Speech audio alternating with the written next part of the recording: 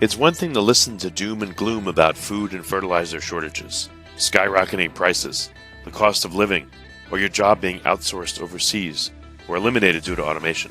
It's quite another thing to hear practical, immediately actionable advice from experts who can help you reduce the fear, anxiety, and burden of these problems. Tune in now to the Surviving Hard Times podcast from the Finding Genius Foundation with Richard Jacobs.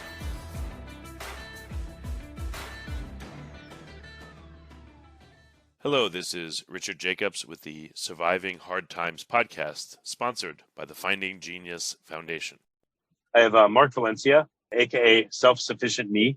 He has a YouTube channel called Self-Sufficient Me. His website is also self-sufficientme.com. And so we're going to talk to him about his work. So Mark, thanks for coming. G'day, Richard. Yeah, thanks for having me on your show. Yeah, tell me when did you start this self-sufficient drive or goal or quest? And, what was your life like leading up to that? Well, my life leading up to it was hectic. I was in the military with my wife. We were both senior soldiers. I was a squadron sergeant major. She ran a medical center. It was a warrant officer medical. And we were very busy. We had two young boys, both we had in childcare at the time. One was practically a baby. And it was just tough meeting not only the challenges monetarily, because childcare in Australia is very expensive. And it seems like you were just working for one wage and putting your kids into government care. But the other thing was, it was difficult to raise a family, both work full time, highly demanding jobs in the military, always on call. And it was just getting to us as a family group. And we just something had to give. Otherwise our marriage would have given. So I decided to leave the military. Well, I actually asked Nina if she wanted to be a home mum and, in the interim, at least just for a few years, get settled back to city life. But she said, no way. I want to keep working. So I said, well, bugger it, I'll give it a go. So I decided to become a home dad. And the thing was, the drop in wage was big. You're going back to practically one wage. And we had the opportunity to get into an acreage. We had 3 acres, we still have now. And I decided to grow as much produce as I could in the hope that it could supplement our bills, primarily our grocery bill, with a growing family, 2 boys, and we eat a lot. And we thought that could help. And it did. It helped a lot. It was still tough. That first, I would say, 7-8 years. Still tough, but it was rewarding. It was good. There was a lot of spin-off benefits that I found and we found as a family, being out in the garden and all that. But that was how it started. And that was 2008 when I left the military. And it was 2011 that I decided to document this journey and I documented how to make things because people were interested then. First of all, people thought I was mad, friends and family, and they warned me against leaving the military and leaving my career. But that was fine. We fought all that off. We knew what we were doing as a family unit and we were much happier, but we were poorer, but we were happier. And in 2011, I started documenting all that. And then the website and the YouTube channel just was created and just kept on moving forward underneath its own inertia. Mm. So what were some of the challenges you experienced, very early on when you first started doing this? Well, first of all, I didn't have much of an idea how to grow things. I thought I might have. I watched my grandfather as a young boy in the veggie garden. He was a farmer and he then retired into a small country town. It's a lot bigger now, Toowoomba in Queensland. It's about 2 hours west of where I am. And I'd watch him in the garden, growing his strawberries and his veggies and his potatoes. And then, years later, myself, I thought, well, I could do that, but it wasn't that easy. And I didn't have those immediate skills. Like my first crop of lettuces, I spaced them out way too much, wasted a lot of space in the garden bed, and I didn't fertilize them regularly enough. They grew small and bitter and very spacious. And I grew them at the wrong time of year, which was coming into our summer, which made it worse. And then they went to seed real quick So it wasn't much of a crop. And from then I realized I need to research this more. So I started reading every garden book I could. I started getting onto social media. Well, there wasn't a lot at that time, but YouTube was just starting, and what had been starting for a few years then. So I got on there and I started seeing if there are any gardeners and any tips I could get. And that's really how I did it. But a lot of it was just trial and error, learning over the years on what grows best and how to amend soil and how to compost and all those things. Yeah. How much time are you spending growing things? And did that just increase, or did you get better and it decreased after a while? Or what was that like? Yeah, exactly. First of all, I actually did a lot, and I was lucky in a way because I was a home dad and my boys were young, so it's change a nappy. I mean, I wasn't interested in watching soapies on TV or eating cream buns at the local, cafe with all the other home mums. I was more interested when my duties were done, I had a wash on or something and the dishes were finished and I had dinner half prepared.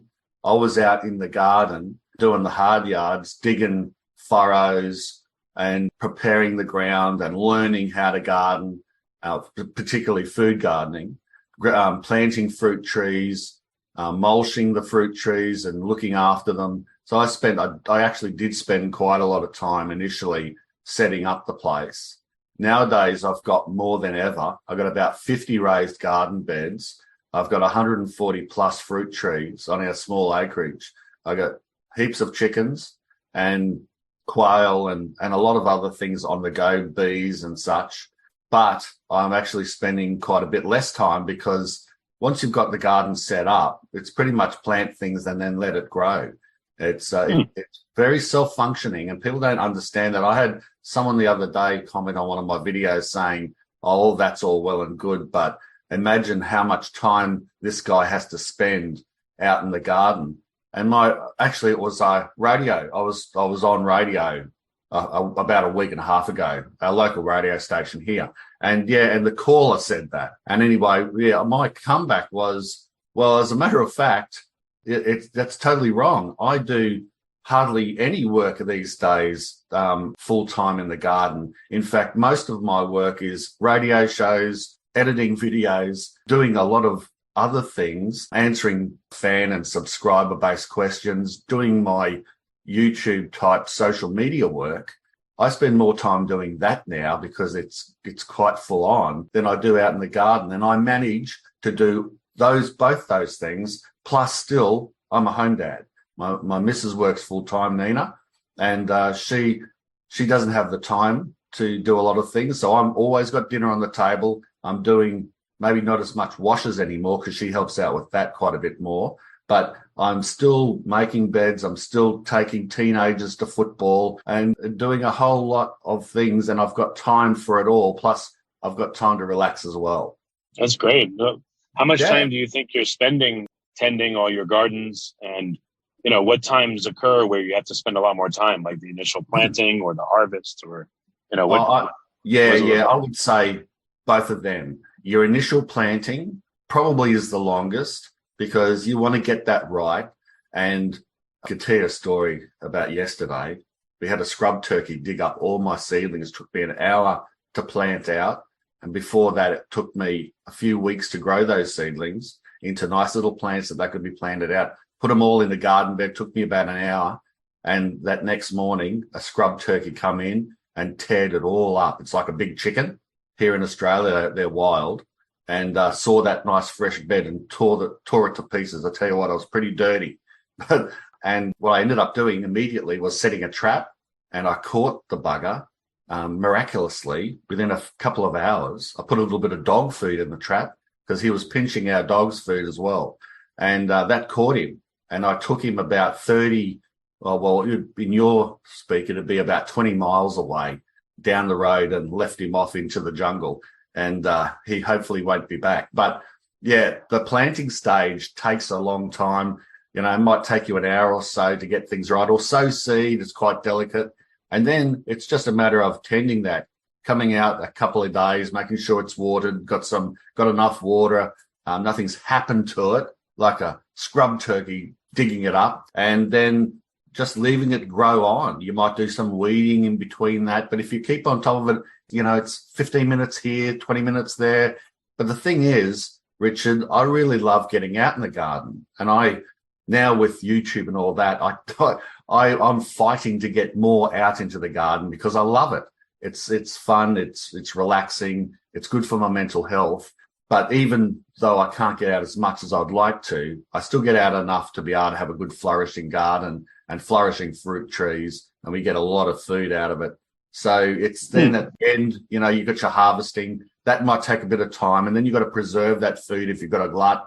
So that takes a bit of time. But, if you enjoy it, it's not really time is money to me. Just time is good for me. Okay. What are some of the pests that you have to deal with when you talk about this? Scrub turkeys is Scrub one. turkey. Yeah, like what other ones? How about weather? Oh, mate, the weather here over this last 12 months, we've had rain. And that's been tough. I've lost several fruit trees because they've just got waterlogged. We've been here 16 years, and I've never seen it this wet in the backyard. But so, yeah, you've got the climate and you've got weather too. That can give you some challenges. Inundation and flooding or flash flooding we've had here in the last 6 months has been tough. Raised bed gardening helps me though. They're great drainage and they don't get washed away like, say, furrows in the ground do. More expensive though, I suppose, to initially set up a raised bed garden and to build. Takes more time than straight in ground. But so if you wanted to be frugal though, straight in ground is the way to go for gardening, food gardening and getting by, because it doesn't really cost much except for energy of digging in ground. But so we were a bit lucky that we had raised beds and that helps. But then you've got, the standard pests like caterpillars and grubs and that. But we've set up our garden and we've grown it in such an organic way, like a permaculture way, that really does work. We've got a lot of good birds and good bugs that combat the baddies. And often I will just leave a cabbage, say, get eaten by grubs because the rest of them won't get touched.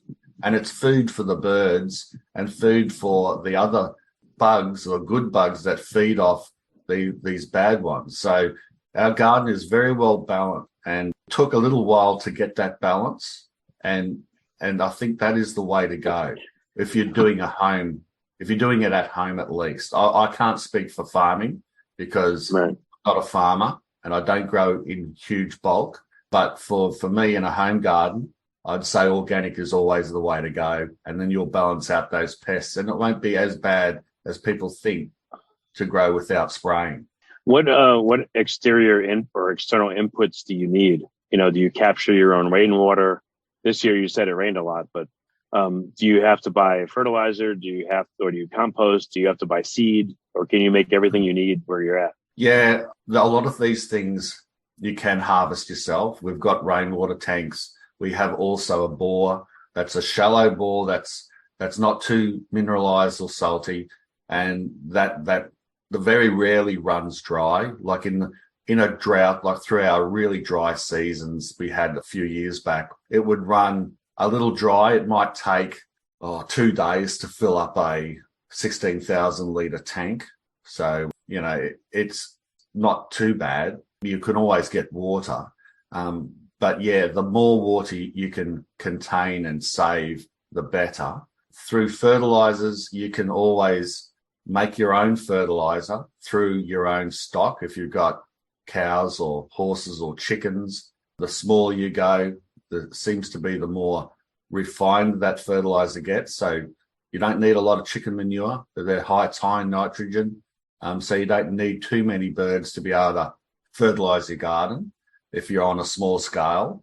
But then you can bludge things off other people and go to the pony club like I used to and get trailer loads of manure from the horses that they were just discarding and putting in a big pile. And I now use a dairy as well. That's the same thing. There's a dairy not too far from us and they give away their manure. So I use that. And so there's ways that you can grow without having to buy too much. And as far as seeds and that go, once you've started your garden, if you're using heirloom plants, those that are self-seeding and those that are true to type, that they grow from their own seed, the same plant, well, then you just grow, you can get those, you can buy those plants initially, and then you can just let them go to seed, or a few of them, you harvest what you need, and then you can harvest those seeds and then forever perpetuate new crops. But having said all that, I don't mind also buying a few products from small businesses in particular around the place and buying new seeds, and the online community is good for this now as well, to try new things and new plants and swap seeds and all that. I think it's important to be part of the community, and it's important to let people know that I'm not a recluse. I'm not an off-gridder. That doesn't worry me if people are. Good luck to them. But I'm actually just being as self-sufficient as I can within a community. So, do you sell any of what you produce to people, or do you give it away to friends and neighbors, or do you make just enough so that, you and your family have enough? Yeah, no, give it away. I don't make money from anything that we grow here, and I don't think I ever will. If I'm going to set up a stand at a local market, it'll just be for promotional purposes. Maybe I might, if I've got a book, I'd sell that. But at the end of the day, I would give away produce and meet and greet people rather than sell it. And I do, give quite a bit away to family and friends, local tennis club or the local return services league here.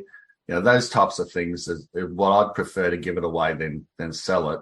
We do preserve a lot of the big harvests we have. Like, say, we've got a lot of corn, we dry it and then mill that into grit or corn flour. If you get a lot of eggplant, we can preserve that the Italian way. Same with tomatoes and all those things. It's nothing better than preserving your own food and being able to utilize that later. So are you at your goal of being self-sustainable or self-sufficient, or how much more is there to go, and what else are you going to work on? Well, I find it very interesting. You could say I'm at the goal. We could live off our property, no problems. And we've even done that, even at the worst time. We're going through a bit of a drought, and it wasn't a great time of year. It was summer where we don't grow as many regular crops through our summer. The winter season here is where we grow most of the traditional crops that people love, like the salad crops, lettuces, and the brassicas like broccoli and cabbage. All those things you can grow through winter beautifully here. In summer, it gets so hot. You can grow things like corn in summer, which is good, but that's about one of the only regular crops you can grow. And you have to sort of delve into other things. But I'd say we're at the point that we can be self-sufficient, but I do love experimentation, and I want to keep pushing myself to grow different things, harder crops to grow, things that aren't necessarily supposed to be grown here. So, and I share those experiences also with on YouTube and other places, Facebook, with my followers, so that they can understand that you can, go out of your box a bit and experiment with things, and you never know what you're going to get. Do you use greenhouses or hydroponics or growing inside, indoors, or anything special, or is it all outdoors in the soil, traditional type stuff? Yeah, I have dabbled in a little bit of that. We've got a small greenhouse that I use just on a practical scale to raise seedlings or to put plants over summer. Say our strawberry season is primarily winter, and I like to get several seasons out of the strawberries and then grow them for the runners. So if you leave them out in the hot sun at most stages, especially if they're potted, they will get sunburnt and a lot of them will perish. But if you whack them in the greenhouse, you can sort of tend to them over summer, and that they won't be they'll survive the summer, and then they'll rejuvenate again in winter. So I can use it for that. Hydroponics, and I do a bit of aquaponics. I do a bit more like pond growing. It's nothing hard. It's like growing in a pond, and I grow taro, arrowhead, those types of pond crops. Well, tell me how that works. How does your aquaponics setup work, and For listeners that don't know, what is aquaponics? Oh yeah. I guess it's aquaponics in the sense of growing with fish is a complete ecosystem. I don't do that, although I like that concept and I find it very intriguing. Haven't never dabbled in fish aquaponics and having that full cycle where the fish fertilize the food through the aquaponic system and you're growing in something like volcanic rock. What I'm growing in is much easier than that. I just have a standard pond where I've put some volcanic rock in the base, and then I've put some normal soil in, a little bit of manure for fertilizer, and then I've planted these plants directly into that. There's no flowing water, there's no fish or anything, and it's just like, and I got that concept from Vietnam. We had a homestay in Vietnam a few years back, and it was wonderful. And around there, the homestay, they had a moat of water, and in that moat they grew taro. So practically straight wherever you looked was taro plants growing, and they harvested that as needed. And I thought, that's really simple, and I don't need any pumps or anything like that. I don't need to keep fish alive. And I grow taro in this like a small raised swimming pool kind of thing that I used to use for ducks to swim in. And so it actually had a little bit of duck manure already in there when I filled it with gravel. And that is where I grow my taro in, and it's actually down the back near the chickens. So if I need to put any new fertilizer in, I'll just mix up a little bit of old chicken manure and put that into the bed and, fill it with water. And that's where I grow our water crops in. So it's not, so I dabble in that, but I don't actually dabble in full hydroponics and that type of growing. Not much anyway. It's mainly in ground for me and growing with soil. I see. I was going to joke and say that crop tastes terrible. It probably doesn't. So what are some of the hardest things to care for? Is it the chickens, or is it the fruit trees, or is it vegetables? Or is it just depends on what the item is and it has its own challenges? Yeah, there are some things that are more challenging than others, depending on your climate. Some things grow really easy depending on your climate as well. Like if you're in a temperate or cooler climate, you can grow stone fruit just so easily, and I'm envious of those people. Here in the subtropics, we can grow stone fruit now because over the years they've made plants that have a lower chill factor that can grow stone fruit even in a warmer climate. The problem is they're not very much adapt to that warmer climate in other ways, such as pests really destroy stone fruit here. Everything eats them really quickly. And we have two different types of fruit fly that that sting stone fruit like plums and peaches. And I only need one to sting it, and then it fills it full of maggots and it goes rotten. So for those trees, quite intensive, a bit like I was talking about before. For those types of trees, you have to net them, you have to protect them, you have to watch them, and it lose crop. So that's tough. You have to be a bit tenacious to grow those types of things. I like doing it on an experimental scale. I made a really good plum Worcestershire type sauce not so long ago out of our plums, but there is an extra effort to grow that. But on the other hand, if I want to grow citrus, I can grow that really easy where we are, whereas in a really cold climate, it's not as easy.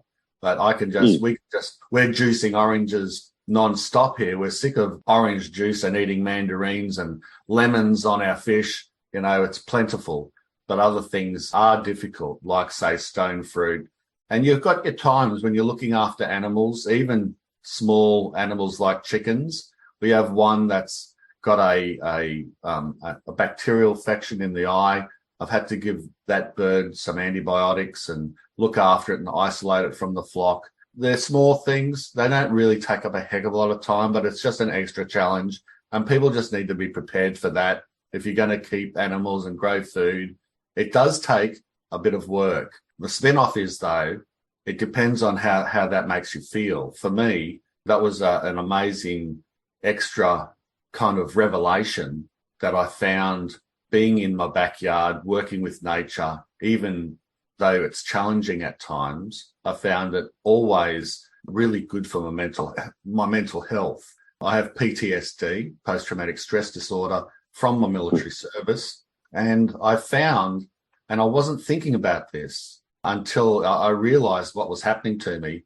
I just found that being out in the garden really chilled me out, and it rejuvenated my batteries, and it made me so much happier and relaxed. And so it's kind of like my therapy as well. And I find that a lot of people have been messaging me over the years saying the same thing. And I guess it's like visiting nature too. You could get the same type of feeling going to the beach, walking in the sand barefoot, going for a hike, looking at a beautiful view. Those types of things I think are important to humans. Yeah, definitely. Definitely. What are some recommendations you have for people that are listening that, they haven't started, but maybe they're worried about food shortages and they want to dip their toe in? Maybe they're working full time. They're afraid of the work.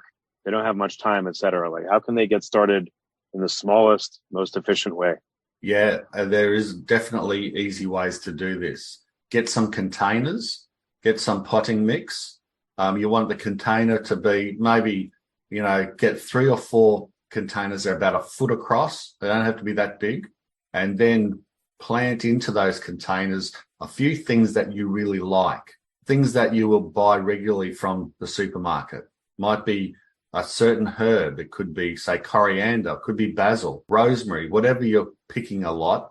Because, you grab a handful of herbs from the supermarket, it costs you $3 or $4, and half of it goes to waste in the crisper by the time you get to it. If you're growing it into a pot, it'll keep growing. You pick it as needed. The rest of the plant stays there growing and it grows back. It doesn't go to waste. So you're not really wasting money. You're just picking as you need, and you're getting more than you need, really. And then you can always start preserving it. So you could have one pot or container that has some herbs in it that you love to grow. You can have some salad crops in another one, pick and go lettuce, loose leaf lettuces. And these things won't cost you very much at all. A packet of seed is around $2 max, and you can get thousands of seeds out of a packet in some cases. So before you know it, you could have a little chili plant in one to flavor rice and potatoes and flavor Asian dishes. And you can have salads in another, some herbs in another, and some maybe easy to grow Asian greens like bok choy in another one. And, you can mix and match, and you can be saving a heck of a lot of money in a small space. Okay. So what's the best place for people to get started checking out your material? Do they go to the channel and just start watching, or are there certain playlists you have for beginners? Yeah, I would say just go to my YouTube channel and scroll through the playlists and see, what you like. Go to my website, do some searches, search for certain things. You'll inevitably find that. I'm not over preachy because I come from a beginner background. I'm not a horticulturalist. I'm just self-taught. So I try to, whenever I do a video, I try to make it as simple as I possibly can for people. So there shouldn't be many videos that seem too advanced. Gardening and food gardening isn't rocket science at all. It just takes a little bit of extra time, and it's very easy to pick up. I say if I can pick it up, anyone can. But yeah, go to my YouTube channel, website, whatever, and just have a play through it and enjoy. Okay. Well, very good. Mark, thank you so much for coming on the podcast and imparting your wisdom. It sounds like you're making it work for you and your family, and I hope people get a lot out of listening to this podcast. Yeah, no, thank you, Richard. I appreciate you giving me a voice on your show. Before you stop listening, ask yourself, what are 1 or 2 useful things you heard on this podcast that can help you overcome food and fertilizer shortages, skyrocketing prices, the cost of living, or your job being outsourced overseas or eliminated due to automation? Please like and subscribe and tell your friends and family about their Surviving Hard Times podcast. We're all going to need help now and in the near future.